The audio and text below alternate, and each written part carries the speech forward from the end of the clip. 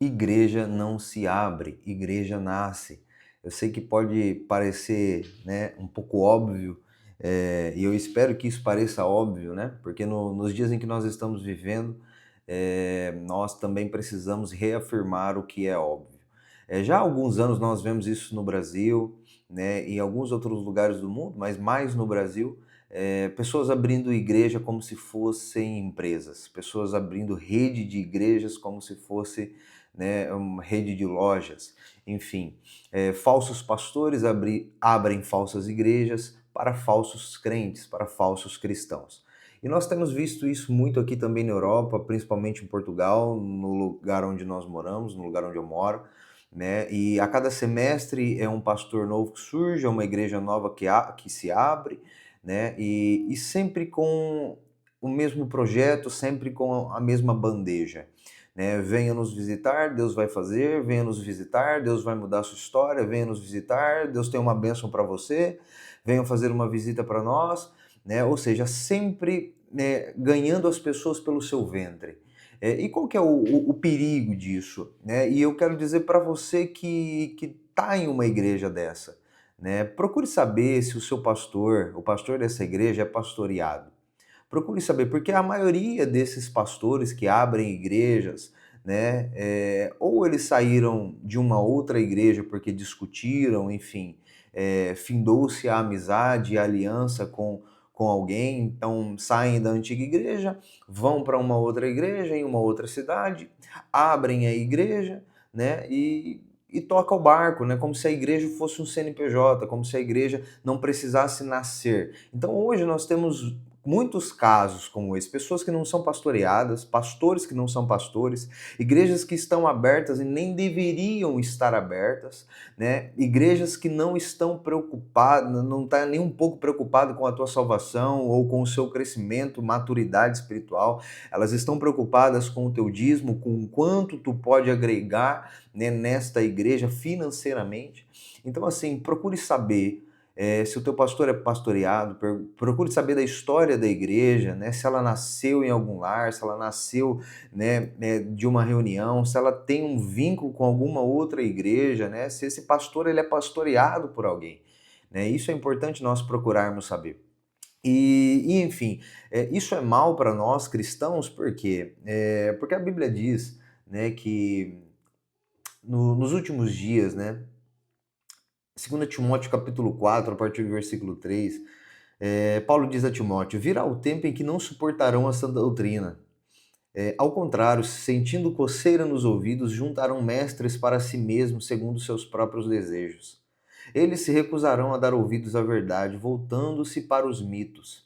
Você, porém, seja moderado em tudo, suporte os sofrimentos e faça a obra de um evangelista.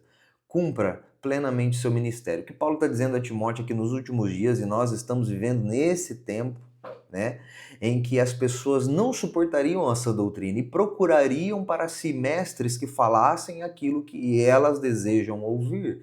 Então, a maioria dessas igrejas falam aquilo que as pessoas querem ouvir. É sempre a mesma proposta. Venha nos fazer uma visita e Deus irá te surpreender. Venha nos fazer uma visita e Deus vai mudar a sua vida, Deus vai mudar a sua história. Venha nos fazer uma visita, você que tem problema, enfim, A, B, C, e Deus vai mudar o seu cativeiro. Enfim, como se o evangelho fosse, né, presentes, né? Como se o evangelho fosse um cardápio de uma lanchonete qualquer e nós entrávamos, né, nessa suposta igreja, que não é igreja, escolhíamos no cardápio, né, qual é o milagre, qual a bênção que nós queremos para hoje, consumimos e saímos enfim, somos cristãos. Não, isso não é nada do evangelho, isso não tem nada a ver com o evangelho, né? Essas igrejas estão construindo, formando não discípulos de Cristo, estão produzindo, formando inimigos da cruz de Cristo. Olha o que a Bíblia diz em Filipenses capítulo 3,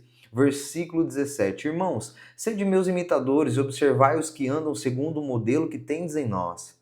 Pois muitos andam entre nós, dos quais repetidas vezes eu vos dizia, e agora vos digo até chorando, que são inimigos da cruz de Cristo. Agora, olha quem são os inimigos da cruz de Cristo. O destino deles é a perdição. O Deus deles é o ventre, e a glória deles está na sua infâmia, visto que só se preocupam com as coisas terrenas.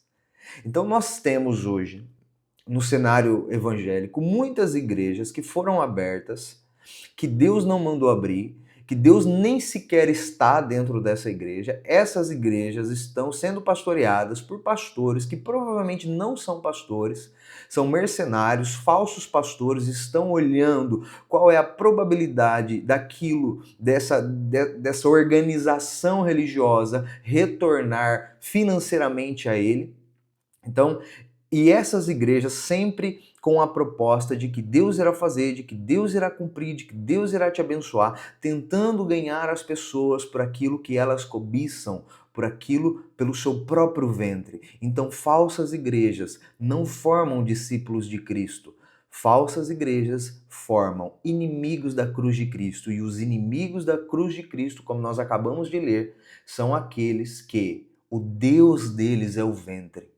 Eles não estão na igreja comprometida com o evangelho, eles não querem mudar de vida, eles não querem um caráter transformado, eles não querem negar a si mesmo, eles não querem a cruz, eles querem uma bênção, eles querem um carro novo, uma casa nova, eles querem uma vida financeira próspera, eles não querem passar dificuldades e nem problemas. Estes não são cristãos. Estes são falsos cristãos em uma falsa igreja, provavelmente pastoreada por um falso pastor.